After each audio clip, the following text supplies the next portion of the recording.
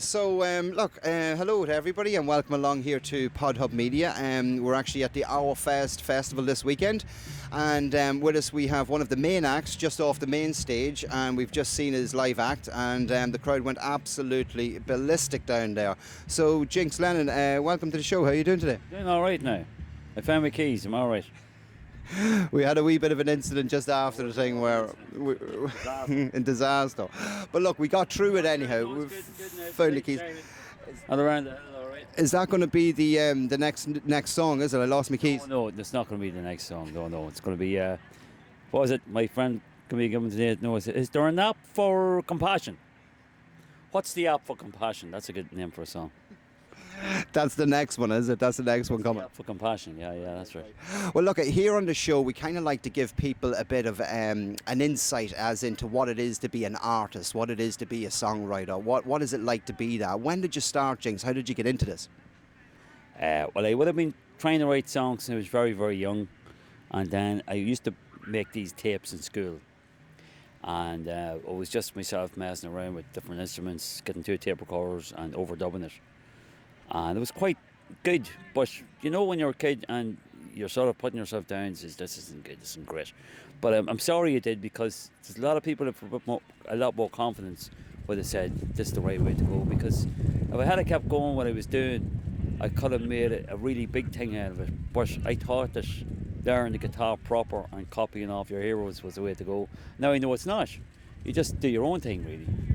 But it's sort of when you're 16 or 17, you're sort of putting yourself down, and you know you're easy slagging and you want to fit in. So, but I never fit in anyway. I was always a square peg, so it was a waste of time, really. You know. Right. So that's where it started, and then I got in with the bands, and then it was the same thing, trying to be like the other bands and stuff like that, and it didn't work. And I think I was stubborn, and then eventually I started going solo, and I didn't look back. And the beauty of it was that you could do whatever you wanted. You didn't have to try and please a band. It was just great. It was organic, and I just found, it was like a light bulb went off, and this is the way to go. Yeah. And you've had a long enough career as well. You've been around for a while too. So what does it take? Like, what is it to have longevity in this industry? But don't look at it as an industry, because the thing about it is, if you don't love what you're at, like the way it is with me. The whole thing about doing it is it's more than being an artist. It's part of your life. It's living and breathing the songs and needing it and needing to do it. That's really what it's at. It's about needing to do the songs as something that you couldn't do without in your life. It's not like you're sort of saying Peter, Paul and Mary saying, I want to do 3 or 4 years as a musician and then I'm going to go and be a tech brother or something like that. It's not like that. It's part of you. It's so. But to me, it's an adventure. It's like being on a crusade. It's like being one of the heroes of the Book of Invasions of the town or something like that. It's just making your own story up and not knowing where it's going to end. That's the beauty of it. The next night you could be playing a marquee one night, and the next night you're playing the two people or a man and his dog. And it grinds you and it keeps you. It makes you humble.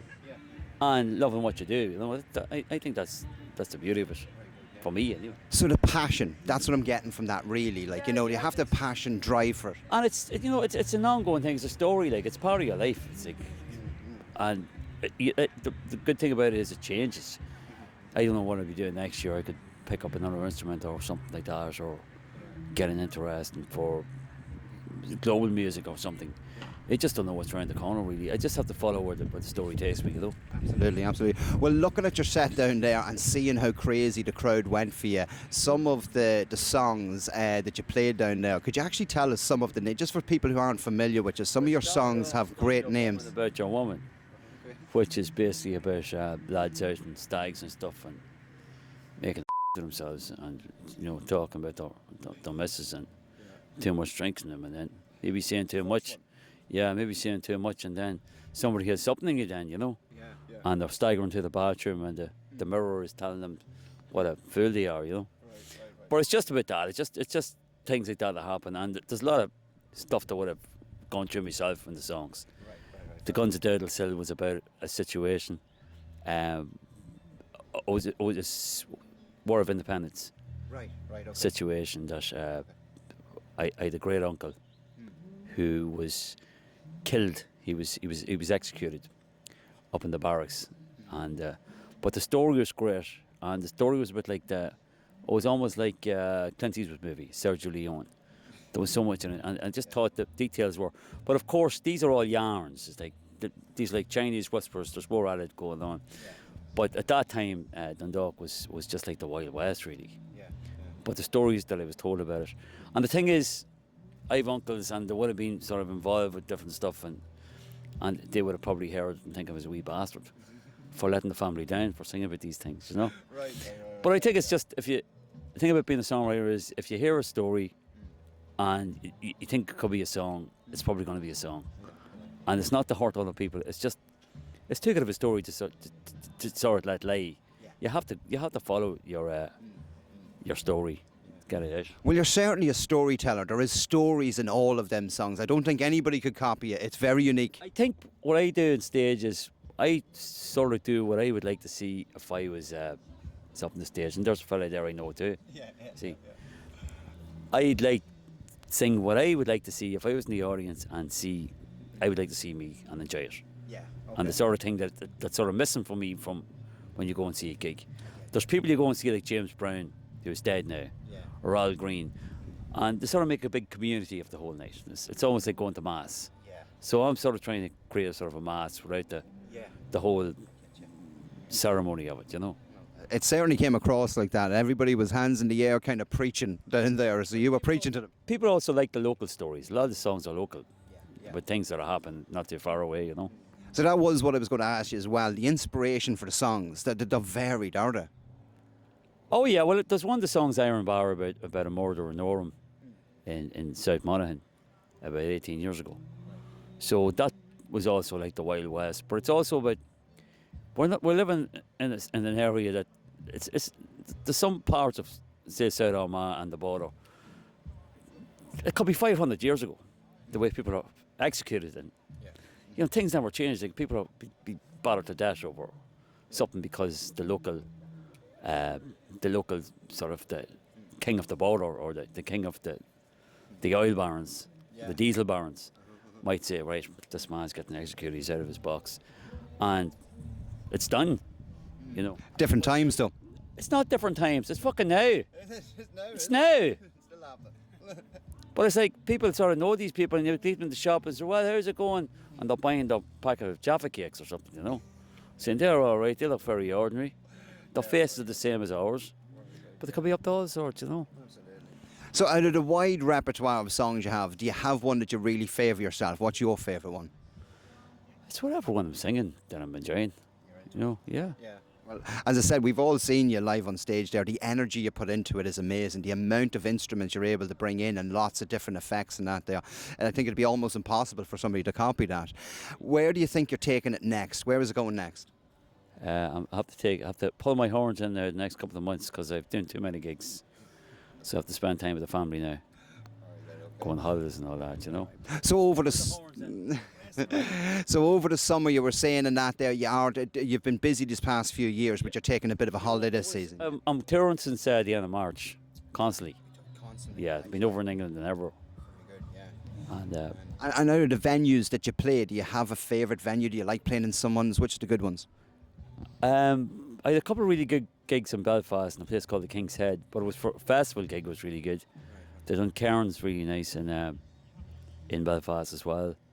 The Workman's Club is a good enough place, but Thomas House in Dublin I really like playing. I like Levis's in Cork, a place called Sheerhuey in a place called Ballyferriter in Dingle. It's great as well, and there's other ones. Galway played a great show in Nuns Island a few weeks ago. It's a sort of it was converted Methodist church. Place like that.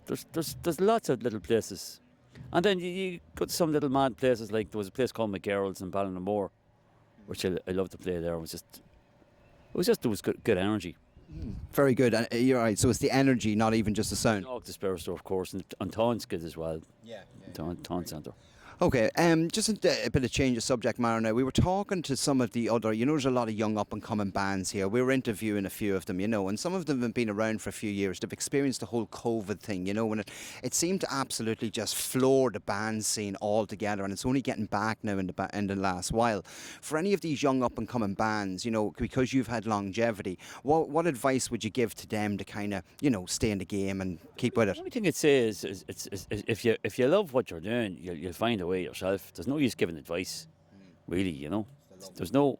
You'll find your own way. Like you sort of just you make mistakes and like there's places to play. I think a lot of bands usually live up in Dublin because there's more happening there, and they'll sort of get in with the music community. That's what I find a lot of people doing. But not everyone loves Dublin. Some people hate it. The lad that plays with me, Jamie Bishop, he's up in Belfast, and he's sort of making his way there and playing along the venues, and he's finding it that way. So I think you have to sort of get out of your hometown. It's something I would have said to David Keenan years ago, to get out of Dundalk. It's grand, but people tend to pull you down if you're trying to make it, Right, very good. I think when you've made it, but when you're trying to trying to get away from the pack, it's just human nature, really. It's just small town human nature. Yeah, no, I know that. No. Well, look at Jinx. We know you're a really busy guy. We're not going to keep you too much longer. But if people want to find you, if they want to book you, if they want to interact with you, where's the best place to find you and contact you? You probably jinxlennon.com. I don't use that site. You get me on Instagram, Jinx Lennon Instagram. You'll get me that if you contact me, or even you'll still get me an X. Yeah. Through the social medias, basically, yeah. And the next couple of gigs, is there a couple of gigs over the next while? Pierce Park, you'll be run, but yeah. Absolutely. Well, look at Jinx, it's been an absolute pleasure. Thank you very much for your time. We'll not keep you too much longer, but it's been really insightful. Okay.